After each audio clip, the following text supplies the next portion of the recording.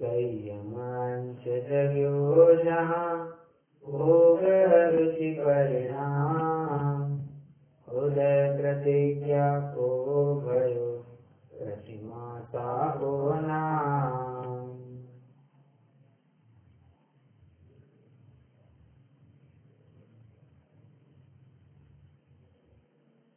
पंचम गुणस्थान वर्ती ज्ञानी श्रावक की चर्चा हम प्रारंभ कर चुके हैं।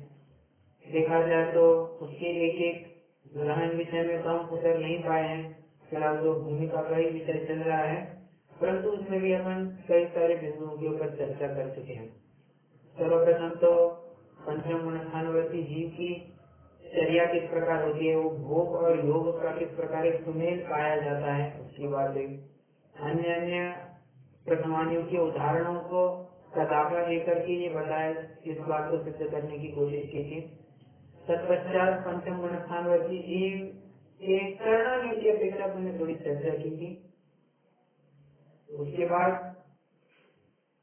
तिर्यंत्यों में किस मतलब कल्पनीय चर्चा, हाँ एक चर्चा और हुई थी कि व्रतों को अंगीकार करना आवश्यक क्यों है, अनुव्रतों को, उसमें भी अनुव्रतों को अंगीकार करना क्यों आवश्यक है, और फिर पहले अनुव्रत का उपदेश या महाव्रत का उपदेश, इसके ऊपर भी थोड़ी चर्चा हो पाई थी। और कल की कक्षा में तो अपन ने तिर्यंत्यों के जीवन में भी अनुव्रत किस प्रकार पाया जाता है ये देखने के बाद अंतिम पॉइंट अपन ने श्रावक के भेद प्रभेद पर लिए थे। श्रावक के 3 भेद कौन से हैं और उनका सामान्यतः स्वरूप क्या है, क्या ये कोई मुझे बिना देखे बता सकता है, अगर किसी को याद हुआ होगा तो।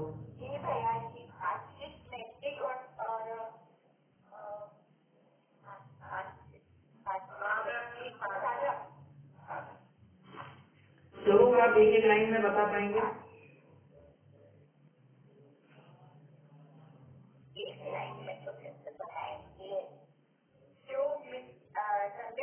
है पर जिन्होंने अभी तक व्रत नहीं खाए हैं, लेकिन सबसे रेस्पेक्ट जो जाति है वो तो हो गया मानसिक।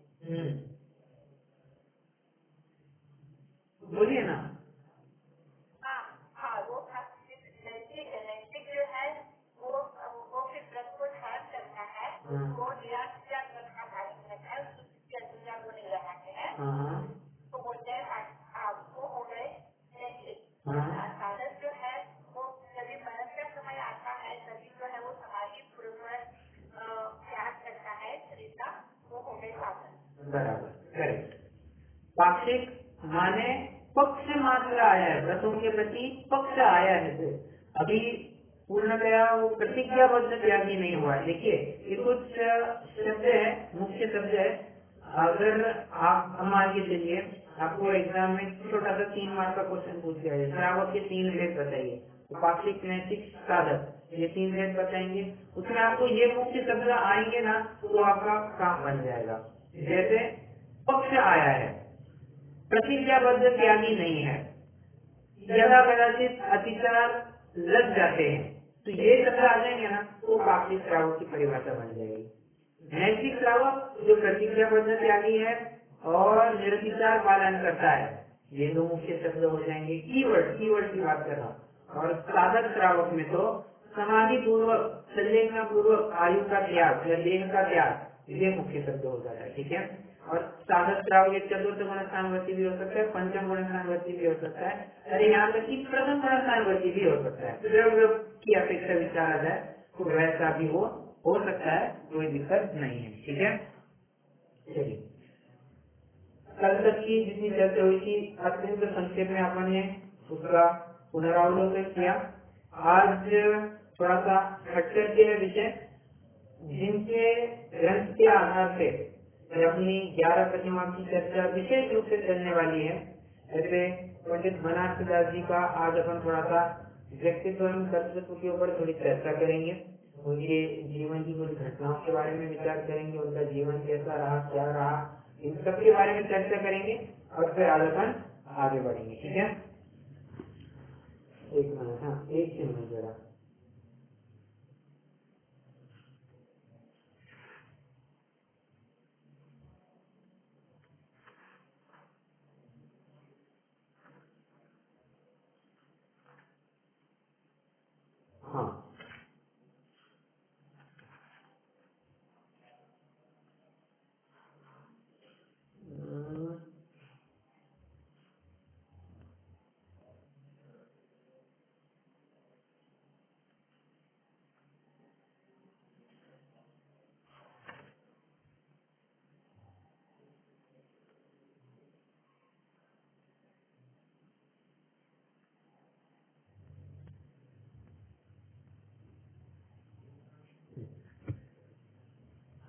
तो पंडित बनारस दास जी का जन्म विक्रम संवत 1643 में हुआ।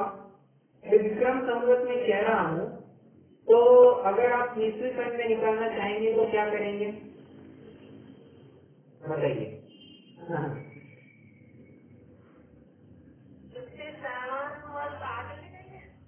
इसकी 7 वर्ष आगे लेकर जाएंगे। कितने दिन इस बात से सहमत है? ईस्वी सन में प्लस करेंगे या विक्रम संवत में प्लस करेंगे?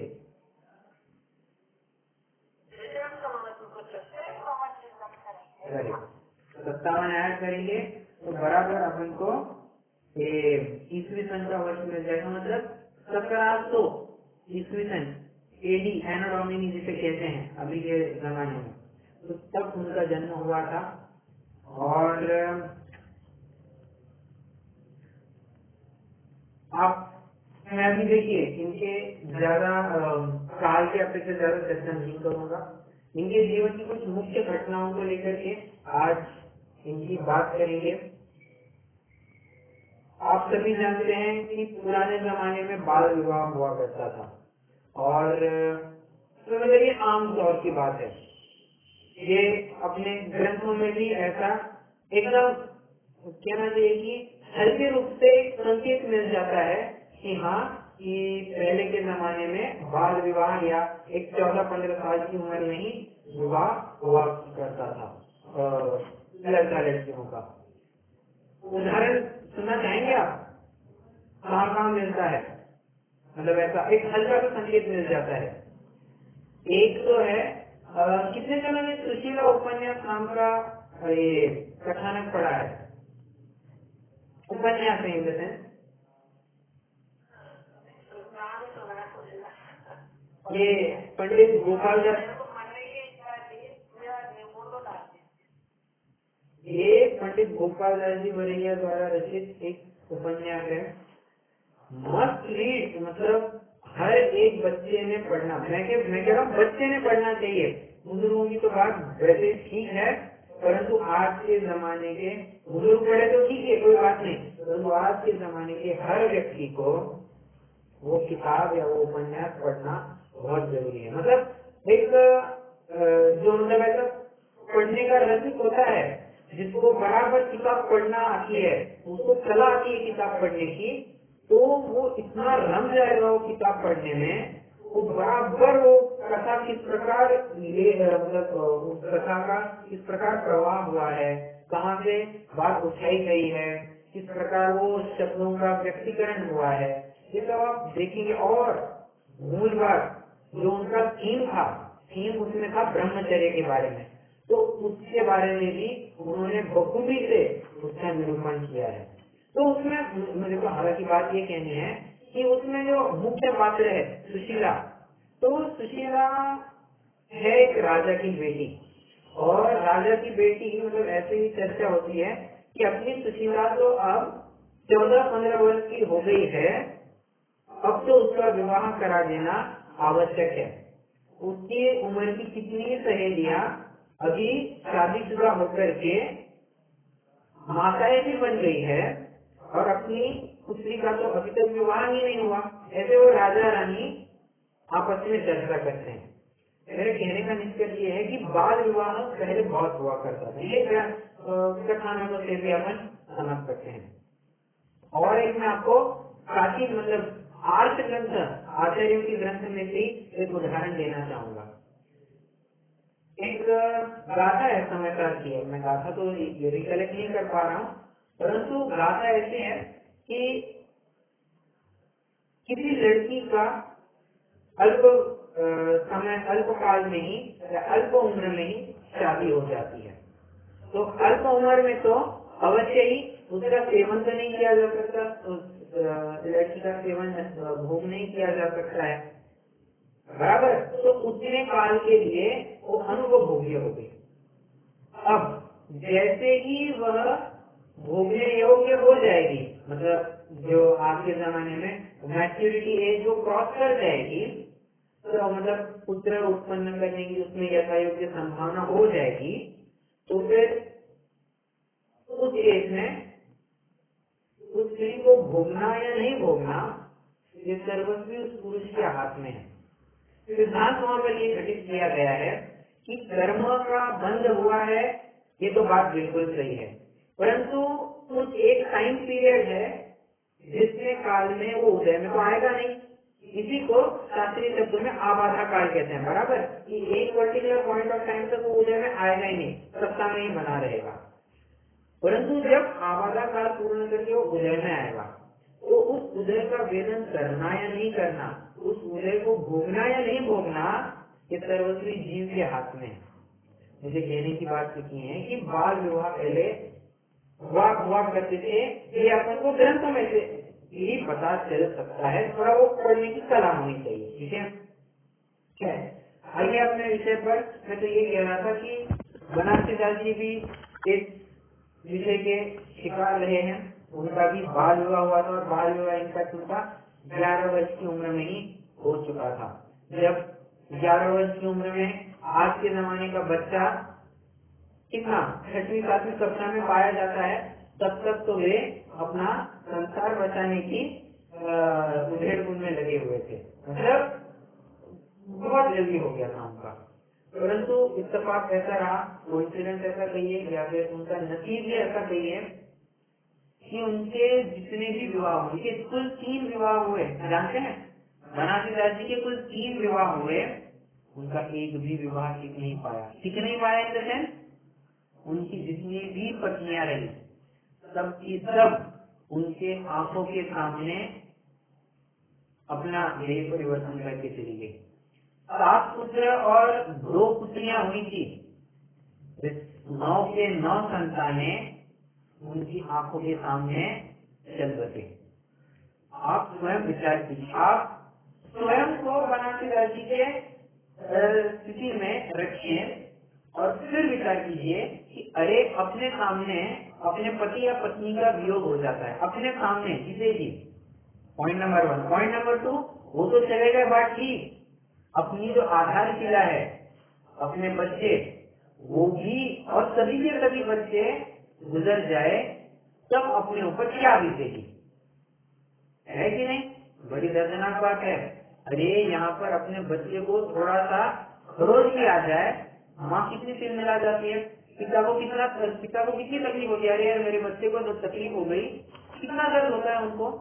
यहाँ पे खरोच होने पर ही उनको दर्द होता है, वहाँ पर तो बेचारी साक्षात मरण हो गया था, बनारसी दास जी के ऊपर क्या बीती होगी। परंतु नहीं, वीर गंभीर पुरुषों का यही एक बहुत बड़ा गुण होता है कि वे कभी भी छोटी छोटी हवाओं के झोंकों से डोलायमान नहीं होते हैं, सिर बने रहते हैं, अड़िग बने रहते हैं, गंभीर बने रहते हैं, ठीक है। और यही बात बनारसी दास जी में भी पाई गई। इसके बाद इस घटना के बाद उनको तीव्र वैराग्य हुआ, उसके बाद न उन्होंने शादी की न और कुछ हो पाया और फिर अपने अध्ययन अध्यापन के कार्य में ही लगे रहे। ये तो एक मुख्य घटना हुई। और भी ऐसी घटना आती है कि जब उनकी शादी हो रही थी, उनकी शादी के समय में एक ही दिन 3 घटनाएं घटित हुई। मतलब मैं बताना चाहूंगा कि पुराने जमाने के जितने भी विद्वान रहे हैं, दौलत राम जी, टोडरमल जी, बनारसी दास जी, गुजरदास जी और कौन थे, ब्रह्मचारी रायमल जी, जानते हैं, इनके पास एक समय ऐसा रहा है, उनको अपने एक समय के रोटी की भी दिक्कत हो गई थी, ऐसी अवस्था में वे पहुंच चुके थे।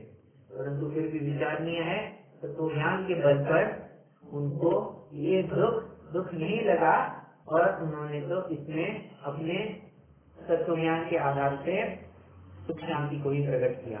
आज अपने पास कितनी अनुकूलताएं हैं, फिर भी अपन दुखी से दुखी बने रहते हैं। उनके पास तो कुछ भी नहीं था, अरे रास्ते पर आकर के रहने की उनकी नौबत आ पड़ी थी, फिर भी अत्यंत शांत। पुराने जमाने के विद्वानों की ये इतनी विशेषता रही थी। आपका माइक चालू है।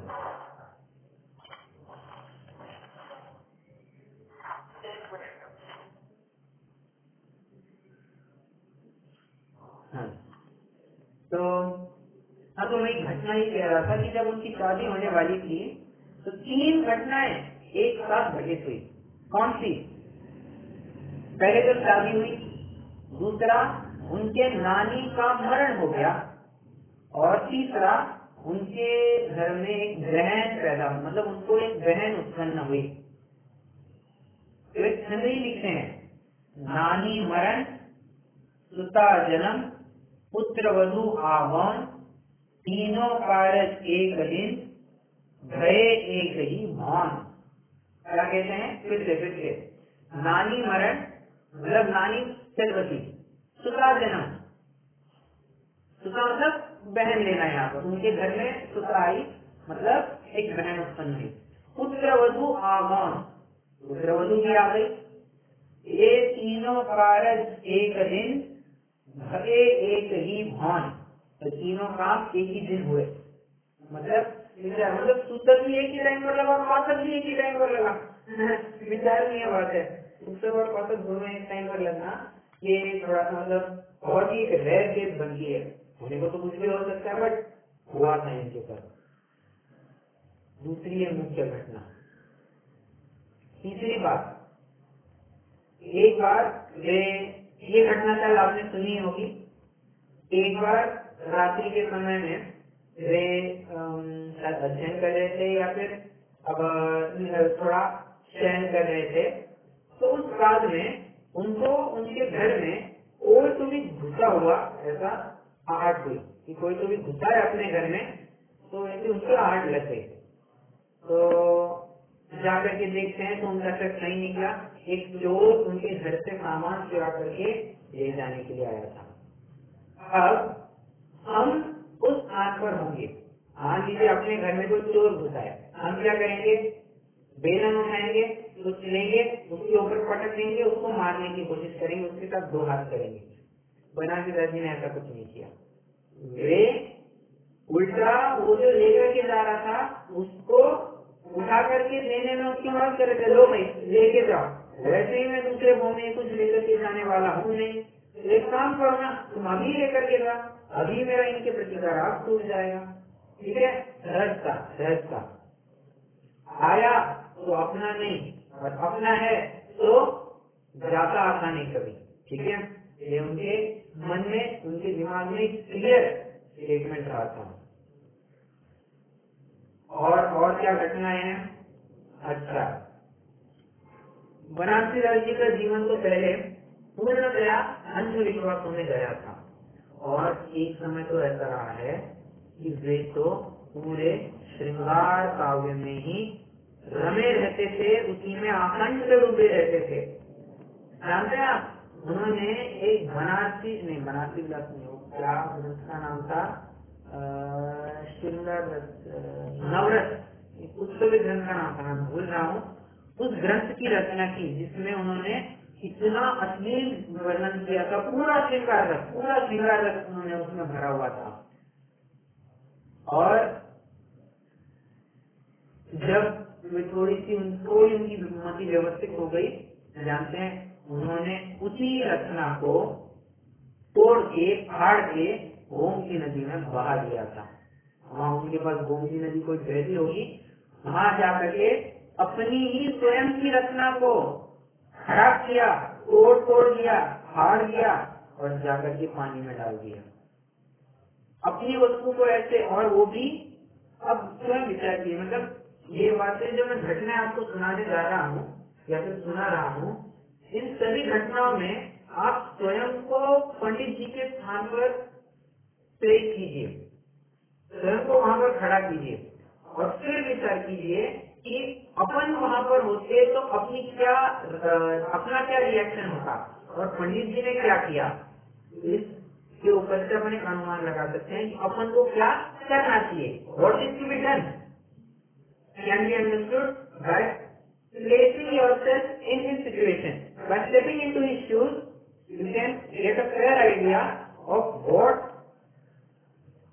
had मतलब हम क्या रिएक्शन देते, उन्होंने क्या दिया, हमारा क्या होना चाहिए था। ठीक है, चलिए, तो ये उन्होंने गोमती नदी में बहा दिया, ये एक बात आती है। एक काल तो ऐसा उनका गया, थोड़ा जब मतलब श्रृंगार रस से हट करके जब उनको थोड़ी सी धार्मिक रुचि लगी थी, तब तो वैसे पहले अत्यंत कैसे कहूँ मैं, उनकी मति व्यवस्थित नहीं रही थी। वे तो अपने अन्य 4-5 साथियों के साथ एक बंद कोठरी में नग्न होते थे, नग्न मतलब लिटरली नग्न होते थे, पूरे कपड़े उतारते थे और कहते थे कि हम तो वितरागी संत हो गए, हमको तो कुछ परिग्रह रहा ही नहीं। नीली सब चारो जने बंद कोठरी माय, मुनि वेश को धार के गए परिग्रह नाय।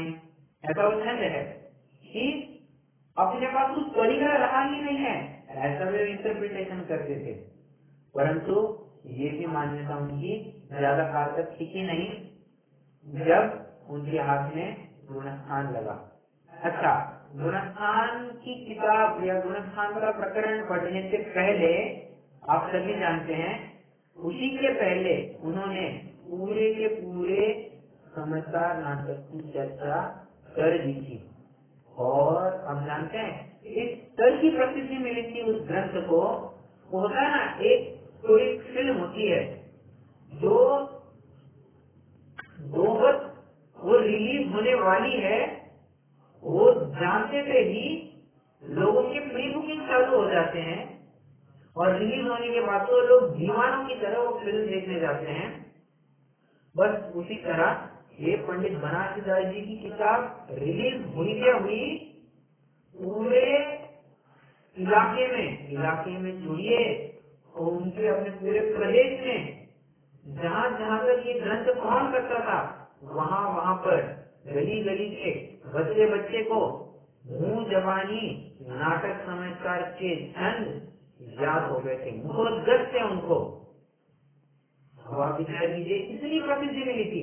और जिस प्रकार इस फिल्म का गाना हर गली गली का बच्चा आज गुनगुनाता हुआ पाया जाता है, उस समय में नाटक समझकार के छंद गुनगुनाए जाते थे।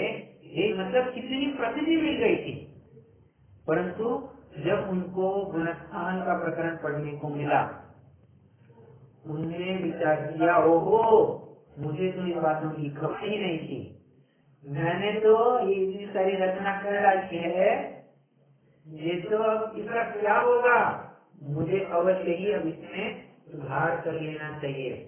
और अत्यंत लघुता पूर्वक उन्होंने अपनी रचना में सुधार करने का यत्न किया। परंतु आश्चर्य की बात, उन्होंने पाया कि इसमें एक भी त्रुटि नहीं है, एक भी मिस्टेक नहीं है। तो वे स्वयं लिखते हैं कि इसका कारण क्या। भले ही मैंने गुणस्थान पढ़ के मेरी मति व्यवस्थित हो गई थी, फिर भी मैंने समझदार नाटक में एक भी गलती क्यों नहीं पाई। कारण इतना ही है कि मैंने अपने मन से एक भी बात लिखी नहीं थी, जो मुझे ऊपर की परंपरा से आई, बस मैंने उसी के आधार से मैं लिखता गया। मुझे ऊपर की परंपरा में संस्कृत प्राकृत में छंद मिले, मैं उसको गुजराती भाषा में ब्रज भाषा में लिखता चला गया। मेरा अपना माल यहाँ पर कुछ नहीं है।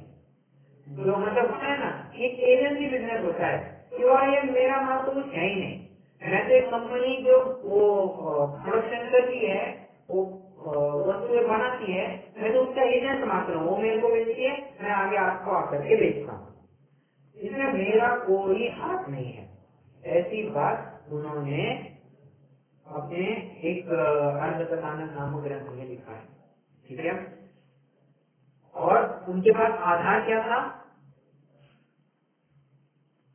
पांडे राजमल जी की समझदार कलश के ऊपर बाल बोधिनी टीका। देखिए, इस समझदार ग्रंथ के ऊपर उन्होंने टीका नहीं लिखी थी। पांडे राजमल जी ने समझदार के कलशों के ऊपर टीका लिखी थी, और वो भी सिर्फ कलश कह रहा हूं मैं, उनका जो हेरी पार्ट है समझदार आत्मख्याति में, उस हेरी पार्ट को भी उन्होंने कौन किया था, सिर्फ कलशों के ऊपर उन्होंने टीका लिखी थी, बाल बोधिनी टीका। और उस बाल बोधिनी टीका को आधार बना करके उन्होंने पंडित बनारसी दास जी ने इस समयसार नाटक की चर्चा की थी। और अगर आप इस ग्रंथ का अंतिम छंदों को अगर टटोलेंगे तो आप पाएंगे कि पंडित बनारसी दास जी ने बराबरी से अपने गुरु को याद किया है। जिस प्रकार चैणाला के अंतिम खंड में पंडित दौलत राम जी ने बराबर से ये कोट किया है कि लकी बुद्धजन की भाग मैंने बुद्धजन जी की चैणाला को देख करके अपनी चैणाला बनाने का लघु यत्न किया है। उसी प्रकार पंडित बनारसी दास जी ने भी अपने गुरु की या अपने जिसका आधार लिया है उसका भी दाखिला पेश किया है, एविडेंस दिया है, प्रूफ दिया है। क्या किया है? पांडे राजमल्ल जिन धर्मी समय सारना टटके मरनी। पांडे राजमल्ल जिन धर्मी समय सारना टटके मरनी। मैं आपको पढ़ करके बताता हूँ। एक मिनट। हाँ,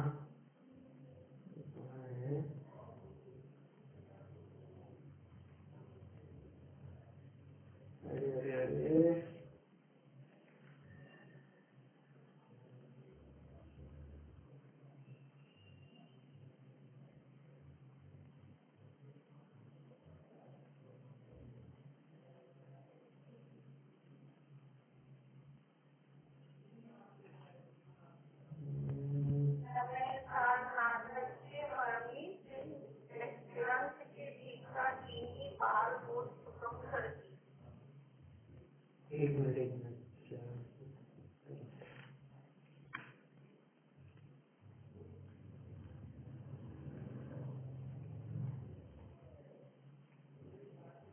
हाँ, मिल गया।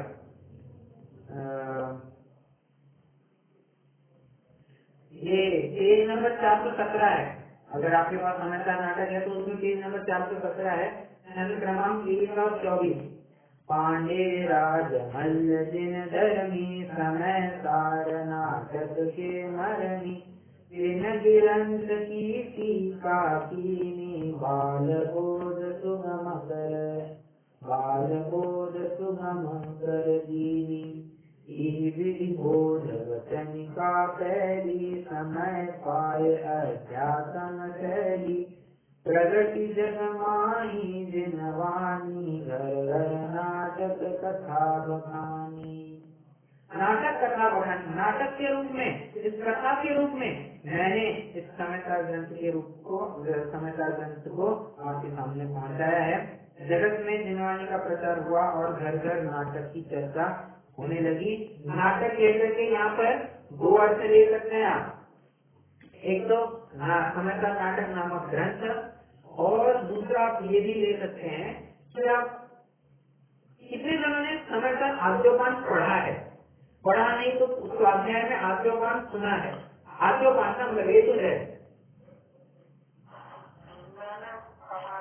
हुआ है। बहुत अच्छा। तो आपने समाचार उसकी आत्मा टीका भी पढ़ी होगी, आत्मा कहती टीका। बराबर। तो उसमें आपने पाया होगा कि आचार्य अमृतचंद्र देव ने जो टीका लिखी है वो नाटकीय पद्धति में लिखी है। अगर आप पहले अध्याय का मतलब जीवाधिकार का समापन देखेंगे तो वहाँ पर ऐसा लिखा है कि अब क्या है वो हाँ, जीव और दो व्यक्ति, दो नाटककार एक ही भेष में क्या वो ऑडियंस के सामने, मुझे शब्द नहीं मिल रहा है, ऑडियंस के सामने आते हैं, परंतु ज्ञानी पुरुष के पहचाने जाने के बाद वे दो अलग अलग होकर के पुनः अपने स्थान पर चले जाते हैं। मतलब वो नाट्य रूप देने की कोशिश की। बराबर, मैं वो प्रॉपरली प्रेजेंट नहीं कर पाया, बट आते तो उसका इतना ही। तो अब नाटक का अर्थ ऐसा भी ले सकते हैं कि नाटक, इस प्रकार के नाटक भी उन्होंने कुछ प्रसिद्ध किए होंगे। और आप जानते हैं कि पंडित सचिन जी है ना, अब जो मंगलाचरण में थे, अभी फिलहाल में थे, अभी गजपंथा में शिफ्ट हो गए हैं। नासिक में जो गजपंथा है वहाँ पर शिफ्ट हो गए हैं। तो उन्होंने, वे जब मंगलाचरण में थे उन्होंने वहां के बच्चों से ये प्रयोग करवाए थे। क्या आप जानते हैं? समयसार नाटक, मतलब समयसार जब ग्रंथ की वे चर्चा कर रहे थे, वहाँ के बच्चों को जब समयसार सिलेबस में था, तो वे जब पढ़ा रहे थे, उन्होंने जैसे ही कोई प्रकरण आया उसको एक थोड़ा नाटकीय रूप देने की कोशिश की।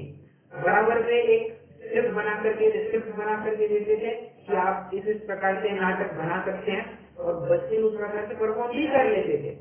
कहने की बात ये है कि नाटक का अर्थ आप उस प्रकार से ही ले सकते हैं, कोई दिक्कत नहीं है। ठीक है, चलिए।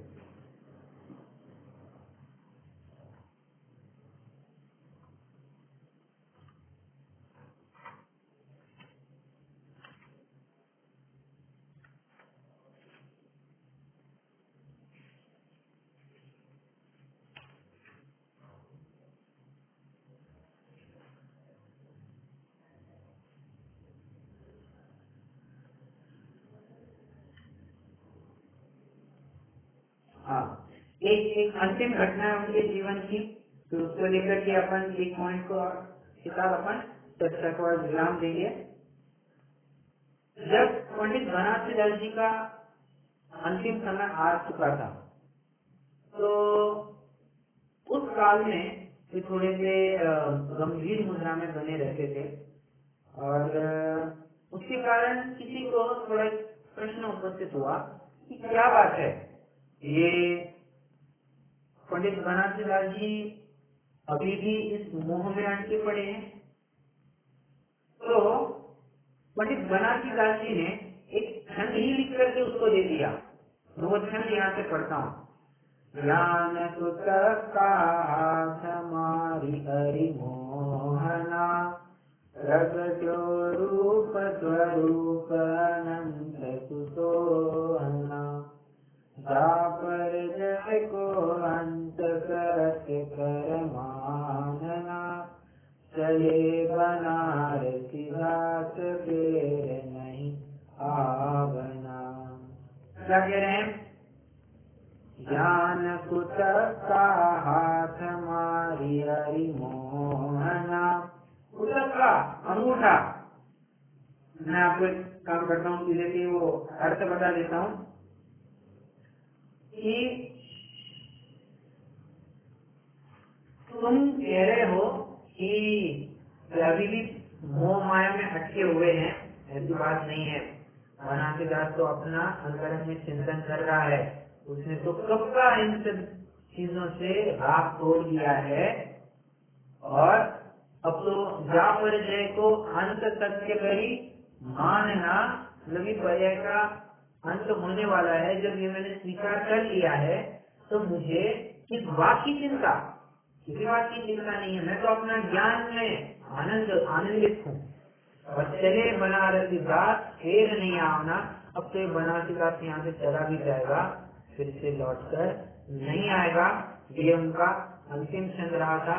इसके बाद में क्या हुआ ये कुछ ज्यादा जानकारी नहीं मिल पाई, परंतु अल्पकाल में ही उनका देहावसान होकर के वे स्वर्ग लोक को सिधारे होंगे, इसमें कोई शंका नहीं है।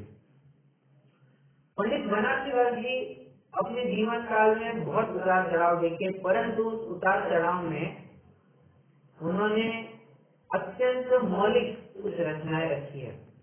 सबसे पहली जो आपके सामने है समयसार नाटक, उसको तो कोई भूल भी नहीं सकता। दूसरा है बनारसी विलास, जिसमें छोटी मोटी 48 रचनाओं का संग्रह है। 48 रचनाएं, छोटी छोटी काव्य कुछ बनाए हैं, उसका संग्रह है बनारसी विलास। और नाम माला, मतलब इसके मैं बारे में पढ़ूं, यह हिंदी का एक पद्यबद्ध कोश है। कोशों की दृष्टि से यह एक असाधारण रचना है। यह कविवर की प्राप्त रचनाओं में सर्वप्रथम कृति है जो अश्वेत कृति 10वीं को लिखी जा चुकी है, जिसका आधार प्रसिद्ध कवि धनंजय। ठीक है, हाँ, एक नाम माला है। और last but not the least उनका अपना उनकी अपनी आत्मकथा। जानते हैं उनकी आत्मकथा का नाम क्या है? अर्ध कथानक। और आपको जानकर के ये हर्ष होना चाहिए, परम हर्ष होना चाहिए कि संपूर्ण हिंदी साहित्य में लिटरली मतलब जितना भी आप हिंदी साहित्य है उस संपूर्ण हिंदी साहित्य की अगर सर्वप्रथम आत्मचरित्र के बारे में कोई नोट हुई होगी तो वो है अपने पंडित बनारस दास जी का अर्ध कथानक। और ये शायद गिनीज वर्ल्ड रिकॉर्ड में इसकी नोंद हुई, शायद मैं पक्का नहीं हूँ बट शायद इसका जिक्र हुआ है कि सर्वप्रथम ग्रंथ अगर किसी ने लिखा है हिंदी भाषा का आत्मचरित्र तो वो है बनारस दास जी का अर्ध कथानक। ये हम समस्त जैन समाज के जीवों के लिए एक हर्ष की बात है कि हाँ देखो जैन धर्म का पताका हर जगह लहरा रहा है और वो अब अपने ऊपर जिम्मेदारी है कि अपन उस पताका को शाबूत बनाए रखें। ठीक है, चलिए आज के लिए अपन बस करते हैं। कुछ प्रश्न हो तो पूछिएगा, नहीं तो अभी अपन जीवनी स्तुति करेंगे।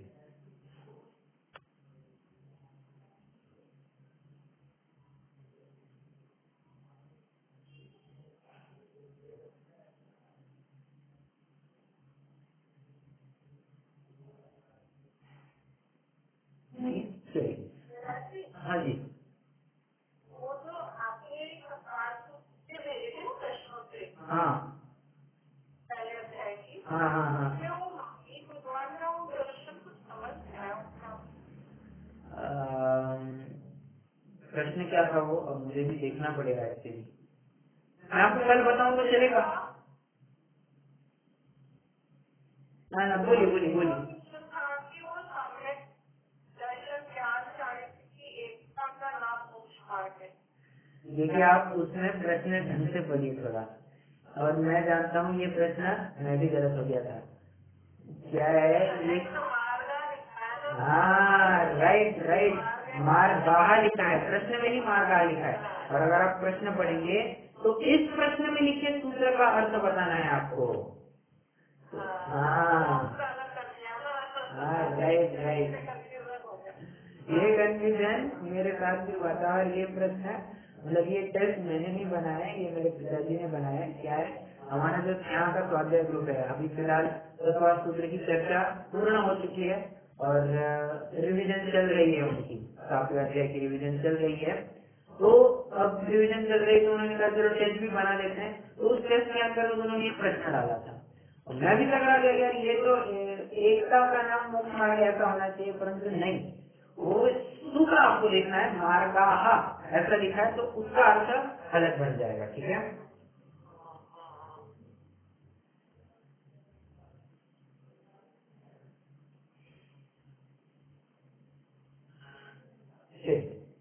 वो महावीर भगवान का क्या है मैं आपको कंफर्म करके कल तक बता दूंगा, आप चिंता ना करें। चलिए हाँ,